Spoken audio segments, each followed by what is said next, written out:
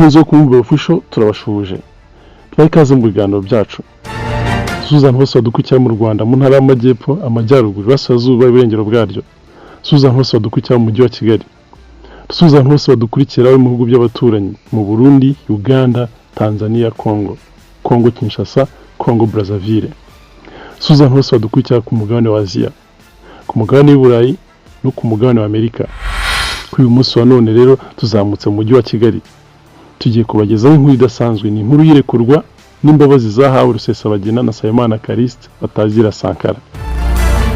Paul Rusesabagina na Nsabimana Callixte bahamijwe ibyaha by'iterabwoba bafunguwe kuri uyu wa gatanu ku mbabazi za Perezida wa Repubulika hamwe n'abandi 18 bari muri dosiye imwe. Amakuru yizewe dukesha ikinyamakuru Igihe ahamya ko Rusesabagina na Sankara bari mu mfungwa bandikiye umukuru w'igihugu basaba imbabazi. Nyibaruwa yandikiwe umukuru w'igihugu ku itariki ya 14 Ukwakira 2022 Paul Rusesabagina avuga ko aciye bugufi asaba imbabazi. Akomeza avuga ko yicuza uruhare ibikorwa byanjye bifitanye isano na MRCD byaba byaragize ku bugizi bwa nabi bwakozwe na FNL. Avugamo kandi nk'uwahoze ari umuyobozi wa MRCD yicuza kuba ataraharaniye ko abagize ihuriro rya MRCD bubahiriza amahame ajyanye no kutagira uruhare mu bugizi bwa nabi. Yemeye kandi ko mu gihe yarekurwa we n'umuryango we azicara akitekerezaho azaba ari kumwe n'umuryango we. Usibye Leta Zunze Ubumwe za Amerika ifungurwa rya Rusesabagina bivuga ko ryagizwemo uruhare kandi na leta ya Qatar.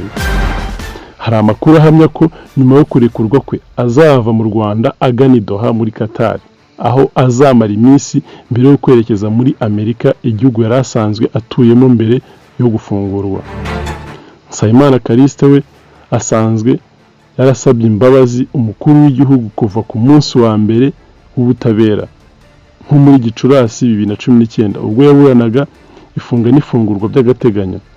Yavuze ko hari ibyaha byabaye ku mugaragaro n'inyoni zo mu biti ubwaryo zabimuhamya. Nyuma yo kurekurwa amakuru ahari agaragaza ko azaguma mu Rwanda bitandukanye na Rusesabagina wasabye gusanga umuryango we muri Leta Zunze Ubumwe za Amerika. Amategeko y'u Rwanda agena ko umuntu wahamwe n'icyaha ashobora gusaba umukuru w'igihugu imbabazi akaba yazimuha nyuma yo kubikora nyuma yo gukorerwa ubugororangingo. Bivuze ko Rusesabagina atagizwe umwere ahubwo yababariwe mu gihe yarenga ku biteganywa n'amategeko akongera gukora ibyaha yasubira muri gereza. Amerika yagezaho icisha make muri iki kibazo. Kuva Rusesabagina yafungwa Amerika yashyize igitutu gikomeye ku Rwanda bigera naho bamwe mu bagize inteko ishinga amategeko basabira u Rwanda ibihano. By'umwihariko muri Kanama 2022 umunyamabanga wa leta ushinzwe ububanye n'amahanga Anthony Blinken yagiriye uruzinduko mu Rwanda rwasize ruzambije umubano rusanzwe hagati y'ibihugu byombi ku buryo rwarangiye rufashwe nk'amatiko. Blinken yageze i Kigali agambiriye gushyira igitutu ku Rwanda kugira ngo Rusesabagina arekurwe ku buryo bivugwa ko yari yiteze ko agomba gusubira muri Amerika amujyanye mu ndege gusa birangira akuriwe inzira ku murima. Perezida Paul Kagame yakunze kubwira amahanga ko u Rwanda rudakorera ku gitutu ko ibyo rukora byose bikurikiza amategeko. Hari amakuru avuga ko Leta Zunze Ubumwe za Amerika zahisemo guca bugufi guhera mu Kwakira umwaka ushize kuko ari byo byatangije ibiganiro byagizwemo uruhare na leta ya Qatar biganisha kuba yafungurwa. Byari bimenyereye ko Amerika isakuza cyane muri iki kibazo ariko kuva mu kwezi kwa 10 umwaka ushize nta muntu wigeze wongera kumva ijwi Amerika muri iki kibazo. Ndetse n'umukorwa wa Rusesabagina Kanimba Karim yagezaho araruca ararumira yaba ku mbuga nkoranyambaga n'ahandi. Imiryango itandukanye n'abari inyuma Rusesabagina basa n'ababwiwe ko bakwiriye guceceka. Indishyi ku byagizwemo ingaruka n'ibikorwa bye zaba zarigeze zitangwa. Reka turebere hamwe. Urukiko rwari rwaragemye indishyi z'akababaro abagizemo ingaruka n'ibikorwa bya Paul Rusesabagina na bagenzi be. urugero nk'abaregeye indishyi bo mu turere twa Nyaruguru, Nyamasheke, Nyamagabe na Rusizi barimo Mukashyaka Josephine, aho umugabo we Munyaneza Fidèle yishwe n'inyeshyamba za FNL. Urukiko rwamuhaye indishyi za miliyoni 20. Nsengiyumva Vincent wari umunyamabanga nshingwabikorwa w'umurenge wa Nyabimata warashwe, imodoka ye igatwika ndetse n'ibintu bye bigasahurwa n'inyeshyamba za FNL, yahawe indishyi za miliyoni 27.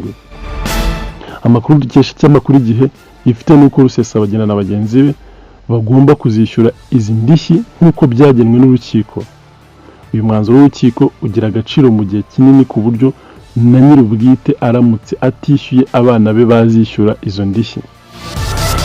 Urukiko rukuru urugereko ruburanishamo ibyaha mpuzamahanga n'ibyambukiranya imbibi muri Nzeri 2021 rwari rwakatiye Paul Rusesabagina gufungwa imyaka 25 naho Nsabimana Sankara akatirwa imyaka 20 nyuma yo kubahamya ibyaha by'iterabwoba bifitanye isano n'ibitero byakozwe n'umutwe wa MRCD FNL. Muri Mata 2022 urukiko rw'ubujurire rwagumishijeho igifungo cy'imyaka 25. Urukiko rukuru rwahanishije Rusesabagina mu gihe Nsabimana Callixte Sankara yaganijwe ibihano avanwa ku myaka 20 ahanishwa imyaka 15 kubera gutakamba. Ni urubanza rumaze igihe kuko Nsabimana Callixte yatangiye kuburana muri Gicurasi 2019. Muri uku kwezi Perezida Kagame yatangaje ko hari ibiganiro bihari ku kibazo cya Rusesabagina ku buryo ashobora kubabarirwa. Yabitangaje mu kiganiro atanze mu nama mpuzamahanga yiga ku mutekano w'isi Global Security Forum iri kubera i Doha muri Qatar. Perezida Kagame yavuze ko amateka y'u Rwanda yagiye yerekana ko ari igihugu gishaka kujya imbere, rimwe na rimwe kigafata ibyemezo bamwe bumvaga bidashoboka. Yatanze urugero ku buryo n'abahamijwe ibyaha bikomeye nka Jenoside yakorewe Abatutsi bababariwe bakabasha gusubira mu miryango yabo cyangwa se mu muryango nyarwanda. Ati hari ibiri gukorwa kuko ntabwo turi ba bantu bafunze umutwe badashaka kujya mbere. Ugiye no mu mateka yacu hari aho twageze dutanga imbabazi ku byaha bitababarirwa, abantu bagizemo uruhare muri Jenoside n'ibindi. Benshi muri abo bararekuwe. Ni kubera iyo myumvire yo kudashaka guheranwa n'amateka.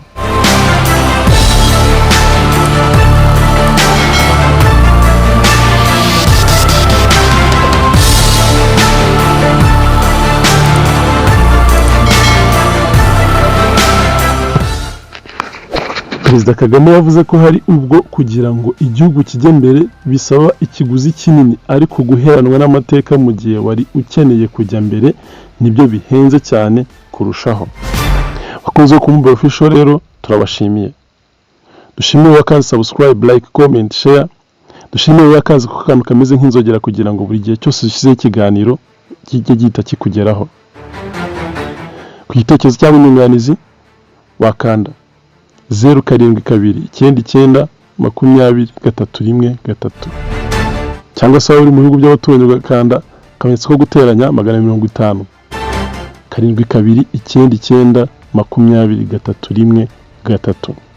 Hasta la vista.